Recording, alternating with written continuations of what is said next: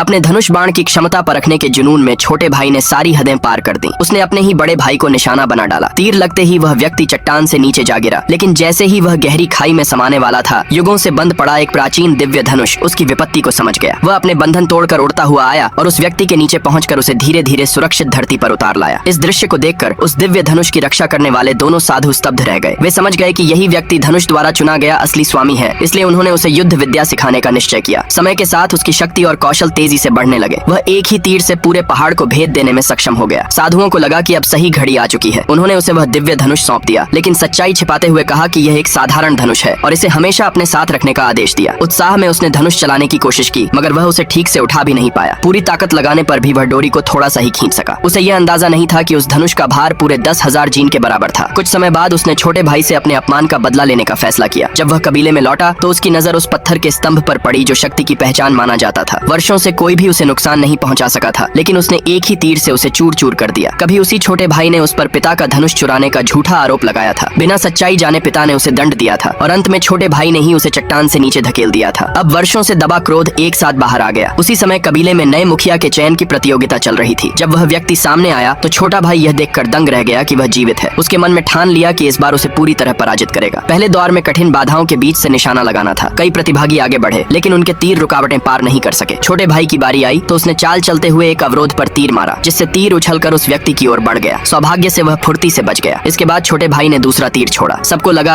अब वह सफल होगा, लेकिन तीर अंतिम बाधा से पहले ही रुक गया। जब उस व्यक्ति की बारी आई तो उसने हाथ पैरों से दिव्य धनुष को खींचा। जैसे ही तीर छूटा, धरती और आकाश कांप उठे। एक विशाल तीर आकाश को चीरता हुआ सारी बाधाओं को भेदता चला गया। उसकी भयानक शक्ति से सभी पीछे हट गए। फिर भी छोटा भाई हार मानने को तैयार नहीं था और उसने असली धनुर्विद्या से मुकाबले की मांग की। उस व्यक्ति ने हाथ फैलाए। आकाश और धरती की शक्ति उसके चारों ओर सिमटने लगी। आसपास मौजूद सारे तीर हवा में उठकर एक हो गए और एक दिव्य तीर का रूप ले लिया। अंत में उसने अपनी पूरी शक्ति उसमें भर दी और उस दिव्य तीर को छोड़ दिया।